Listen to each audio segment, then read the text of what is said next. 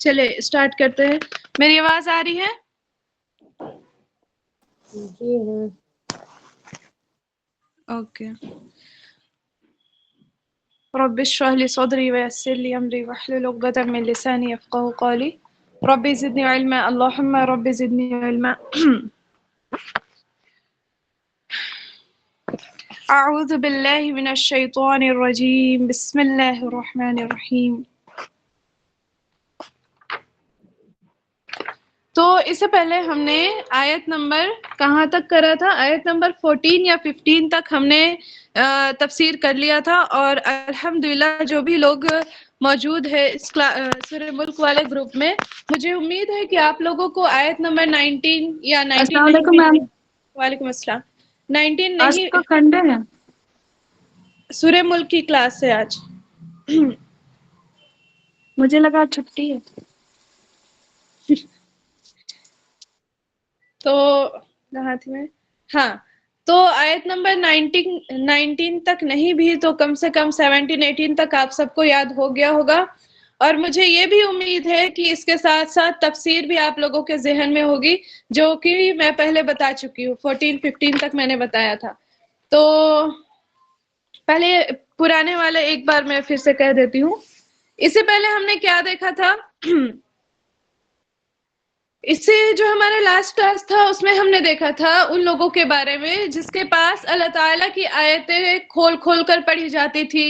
ان کے سامنے نبی آئے، پیغمبر آئے، قرآن آیا، اللہ کی آیتیں پڑھی گئی، لیکن بھی وہ اس چیز کو جھٹلاتے تھے. وہ یہ نہیں مانتے تھے. جب وہ دنیا میں تھے وہ نہیں مانتے تھے، کہتے تھے کہ نہیں، یہ جو تم کہہ رہے ہو، یہ جو تم جنت جہنم کی بات کر رہے ہو، یہ جو تم قیامت کے دن کی بات کر رہے ہو، وہ جھوٹ ہے. ٹھیک ہے، یہ وہ کہتے ہیں. پھر جب ان کو جب ان کے سامنے پھر ان کے ساتھ ان کو جہنم میں ڈالا گیا. ٹھیک ہے. جب ان کو ان کی غلطیوں کی سزا ملی تب ان کو یہ احساس ہوا کہ نہیں، جو ہمیں دنیا میں کہا گیا تھا وہ سچ ہے، اللہ واقعی ہے.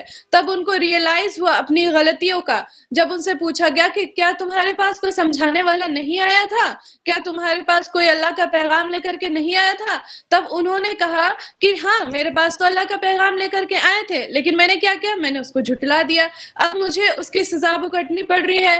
لیکن اب کیا فائدہ ریئلائز ہو کر کے، چونکہ اب تو توبہ کا دروازہ بند ہو چکا ہے. اب وہ چاہ کے بھی توبہ نہیں کر سکتے، چاہ کے بھی وہ دنیا میں واپس نہیں جا سکتے. اب تو ان کو ان کے کیے کا سزا بھگتنا ہے. یہ چیز ہم نے دیکھی.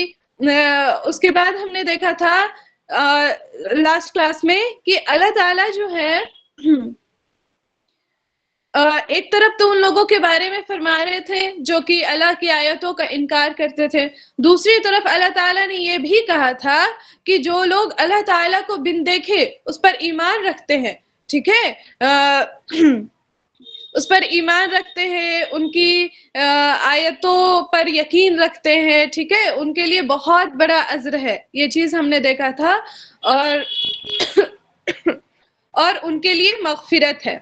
پھر ہم نے دیکھا تھا کون سی آیت تھی؟ آیت نمبر 13 تھی کہ اللہ تعالیٰ جو ہے وہ کہہ رہے ہیں کہ تم اپنی بات چھپا کر کرو یا زور سے کرو، لوگوں کو ظاہر کرو، چھپا کے کرو، کچھ بھی کرو، اللہ تعالیٰ تمہارے دلوں کا حال جانتا ہے.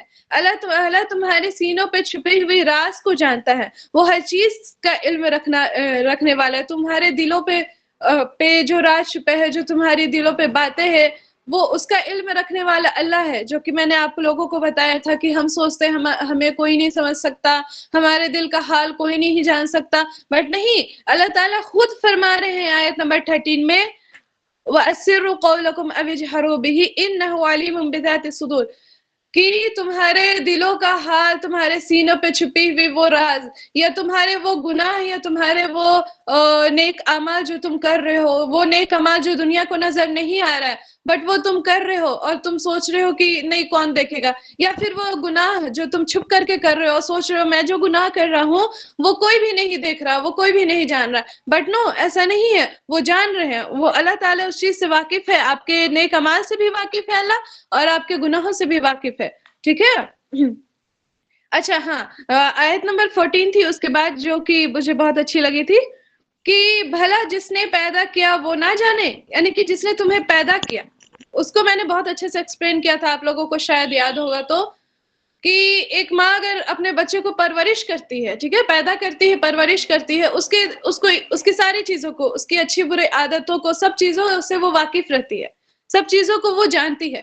تو وہ رب جس نے ہمارے باڈی کے ایک ایک پارٹس کو بنایا، ٹھیک ہے، ایک ایک چیز کو ہمیں بنایا، ہمیں ذہن دیا، اس نے ہمیں بڑا کیا، تو وہ ہمارے دلوں کا حال کیسے نہیں جانے گا؟ بالکل جانے گا.